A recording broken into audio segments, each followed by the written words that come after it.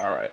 Hello and welcome to the Arizona Cardinals Green Bay Packers NFL playoff preview. Who's come up with a great idea, which Saturday. Blake Murphy, my good friend Blake, how are you doing today? I'm doing good, Matt. Yeah, no, it's good to finally be able to hang out and to talk about this team. We didn't really get to do anything like this the last time these guys played, and probably was a good thing because that turned into quite a rout at the end of the game. Yeah, I mean, you're talking about doing a live broadcast during the game, man. There would have been so much sadness if we ended up doing it for that game.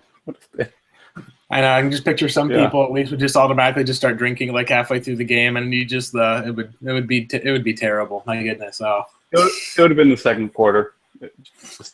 Yeah. So today we're going to be talking about, obviously, the Green Bay Packers heading to Arizona for the rematch, NFL divisional round. Last Bay fan, you're consider yourself fortunate. It was a blowout, was embarrassing for the franchise. But they kind of Washington. So we're going to talk on first background here with season. I mean, Green Bay, and this is just an odd season for them. I mean, they started 6-0,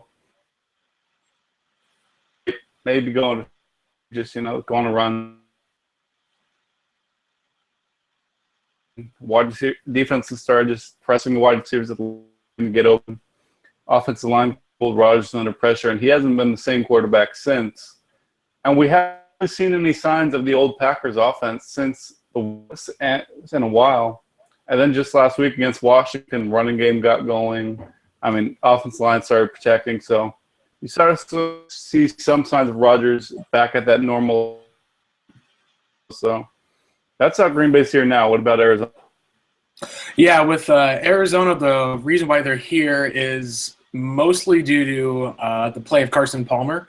He's put up, a lot of people, it's an MVP-type season. Pro Football Focus had him as their number one over Cam Newton, which is quite impressive because after watching both of the games, I would have probably still picked Cam because his number one option to work with is Greg Olsen, and then after that, it's Ted Ginn Jr.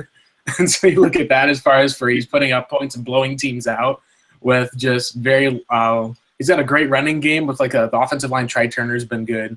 But outside of that, he hasn't really been doing a whole lot since Kelvin Benjamin went down. And Carson Palmer, you look at, he's gotten a really good offensive line. He's got Larry Fitzgerald, Michael Floyd, John Brown, with Bruce Arians, and then with Chris Johnson, who's been, for whatever reason, on pace for a 1,300-yard season, goes down. David Johnson takes over and does an even better job. So Palmer's just had so much more weapons that he's been blessed with from the GM, whereas and that's part of the reason why they've gotten here is that they've been, for the most part, more talented than every team that they've had to play for the most part so far. And whenever they've lost or have gotten down, it's mostly been beating themselves with turnovers or with just stagnating on third down drops, some of the like. But they've kind of come to this spot and gotten the number 2 seed in part just from really good play and executing well. They kind of haven't put together the complete plan for the most part. Like how a lot of teams had thought that they would as far as for just blowing them out of the water. But this is still a team that's had more touchdowns than punts through the first 16 weeks of the season, which is just an insane stat. So that's part of how they got in here is with their offense and then a playmaking defense. So it's kind of almost like it feels like the Green Bay team of, I think it was the 2010 season where you'd have a really, really talented ball-hawking defense and then just offensive juggernaut. So there's kind of some similarities there that you could see. I mean, and you mentioned, just to go into MVP today real quick, and arguably, and this is the thing that MVP debate, there's so many people have different definitions. It's an interesting one. Yeah, no, definitely. So, I think it'll be interesting to see what happens. Yeah, so let's talk just a little bit about that Green Bay Arizona game from weeks ago. It was probably one of Arizona's best games of the season, I'd say, and it got a lot of. I can't humble brag because my other pick was the Baltimore Ravens, but we picked Arizona to go to the Super Bowl before the season. So, we kind of saw after the Green Bay game, which we're about to talk about, that they started getting that hype. So, in that first matchup, what did you see? Some things you liked from Arizona? The biggest one was just that the biggest complaint throughout the Cardinals season so far has been the pass rush, or the lack thereof.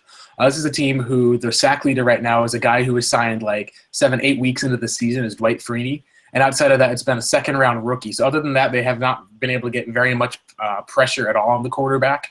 The reason why they've still been dominating teams defensively was because the scheme, which has been being run by the new defensive coordinator, James Betcher, he's been basically putting forward a very similar defense to what Todd Bowles put forward last year. So the run game, stopping that's been very stout.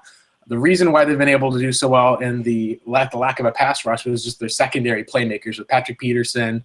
When Tyrann Mathieu was healthy, he was a huge factor with that as well. They were basically being able to shut down corners. So quarterbacks would have to stand in the pocket, didn't have anywhere to go. They could get sacked when they were getting forced into second and long. So really that's who the Cardinals are, is just kind of a blitzing defensive team. They haven't really needed to have good pass rushers so much as just be able to manufacture pass rush with the blitz. The difference with that is versus the Green Bay game, they didn't actually have to really manufacture. They were getting pressure in Aaron Rodgers with just rushing 4 guys. Calais Campbell had a monster game, and he's kind of one of the big keys to Arizona's defense. If he can get pressure on the quarterback, that means that they don't have to blitz 5 or 6 guys. They can just send 4 at him, get pressure on the QB, and that was the biggest thing that caused kind of Green Bay's defensive collapse, was that Arizona was just knifing through their offensive line like it wasn't there. Also goes in the injury report. I'm in that game. They started Don Barkley at left tackle, and I feel like the offensive tackle miserably, but he was roasted all game. And then and this is the thing with Green Bay. We saw it against Washington early. Is Mike McCarthy isn't a believer in giving the offensive tackle help, so it's one-on-one, and Barkley was just getting attacked and killed multiple times. And then Calais Campbell. Green Bay has some good guys in the middle with Josh Sitton and TJ Lang. But Campbell, he was just wreaking havoc for them. And just as you mentioned, they didn't have to blitz anyone. Just drop everyone back in coverage, and Rodgers didn't have any options. And this was without Matthew. So I think it's not going to be a difference defensively with all those turnovers. Randall matchup, we saw that. So it'll be interesting to see with the matchups on the outside of James Jones and stuff, how that happens. But, just with that game, the biggest takeaways were obviously Don Barkley at left tackle. I'll talk about the injuries a little bit later for this week. And then the turnovers were just brutal. And the Rodgers, both were. Yeah, no kid. No, it was interesting watching just how the Arizona defense did the first couple of plays. Calais Campbell was kind of just a huge monster, just attacking Barkley. But one of the sacks that they had was also in part because of him. When Dwight Freeney rushed after the passer, they did a stunt where he swapped out with Campbell. And Barkley basically carried on Campbell right into Sitton, where it was 2 guys guarding one, so he had a free shot at the quarterback. As the game went on, because Campbell had to be double-teamed, it freed up a lot of one-on-one rushing from the outside. So you had a sack from all over the defense. They had a safety blitz that was there for, I believe that might have been on the safety. They had a speed rush off the edge by Alex Okafor for a Rodgers sack, which is interesting because Okafor is one of those guys who's actually out now for the Cardinals. So it'll be interesting to see how the team's going to adjust at least. He was their best pass rusher last year and gotten 8 sacks.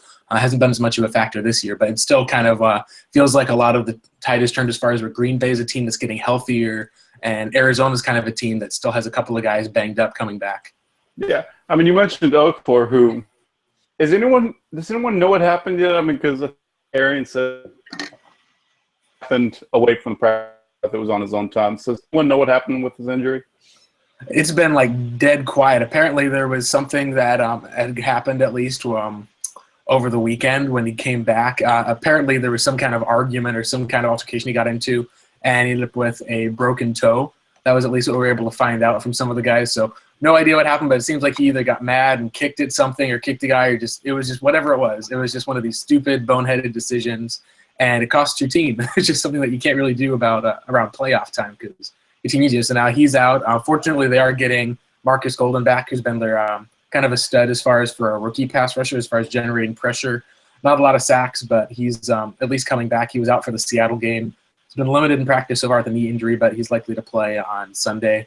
And then they're also replacing with Jason Babin as another guy they signed, just another street free agent off of the team. And that normally you would kind of be like, all right, it's just kind of a guy to fill in. But then you remember Steve Keim and Arians' history with a lot of these off the street kind of guys who seem to make a huge impact for that. Josh Morrow is like a guy who's still on the team. So it'll be interesting to see what they'll have in the game plan for him as far as for the pass rush and how to attack this this now healthy Green Bay offensive line. I think because Corey Redding was also placed on the reserve, do you think his loss will have any significant impact or noticeable impact on Arizona's defense? I think it will. If you look at, he's actually had two fumble recoveries. He's a very aware player. He's a veteran. He had one that was almost taken back for 6. He got hunted down, I believe, by Matt Stafford, I believe, in the Lions game. And he had another that obviously he took back for 6 in the Packers game. He's kind of Calais Campbell's backup, where when Calais Campbell needs to come off the field, he'll take over. And there's going to at least have a veteran, a savvy presence there. So him being gone means Calais is going to probably have to stay on the field a lot more. They're going to have to probably have a couple of different looks as far as for trying to find a way to replace his impact. So it isn't like a game-changing end of the world blow like Tyrann Mathieu could have been with a lot of people, but it is kind of a significant injury. I mean, there's also been a lot of talk about Tyrann Mathieu obviously being out, but it didn't seem like as much of an issue, but I think we'll see it a little bit differently because how much impact that could have.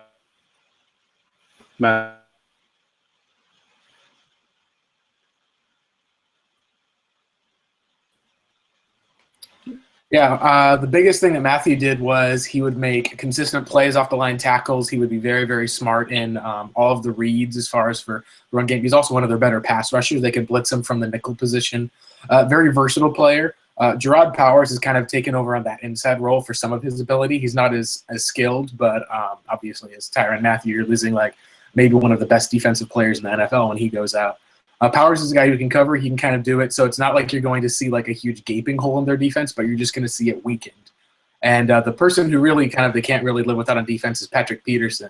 He's been having a sensational year. Has been like right up there as like the number 1, number 2 cornerback along with Josh Norman, Darrelle Revis. That's kind of their one key player there. Mathieu, just losing him means you kind of lose a lot of other factors in the game. I don't know how much of a threat it'll be against Green Bay because of the wide receivers. That's just been so hard to see with Rodgers is that you're not seeing as much separation with guys like James Jones is just older and slower, and some of the younger guys just kind of aren't getting it. One guy who I think might have an impact on the game would be Jared Abbrederis. He has been a very consistent route runner from the time in college, and he even got some separation against Patrick Peterson in the last rematch. He just wasn't able to kind of consistently convert on that. I think he, as a matchup on Powers, if they decide to move him into the slot, could be something to watch out for, as there might be a big play. Powers has kind of given up 1 or 2 big plays throughout the year just from biting on play action. So that'll be one thing to definitely watch for, at least, is for how maybe a Tyrann Mathieu, his presence in the game could totally have affected a swing of a game from one way to the other. Yeah. I mean, with they started showing Aaron Rodgers and be more involved in the offense, and for whatever reason, he just wasn't. I mean, and then disconnect between that's kind of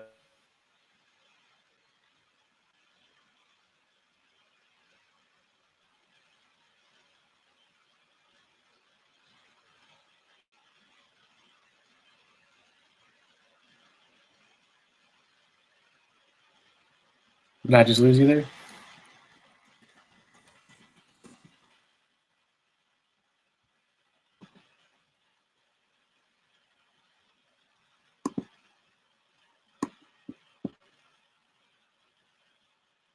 Let's see.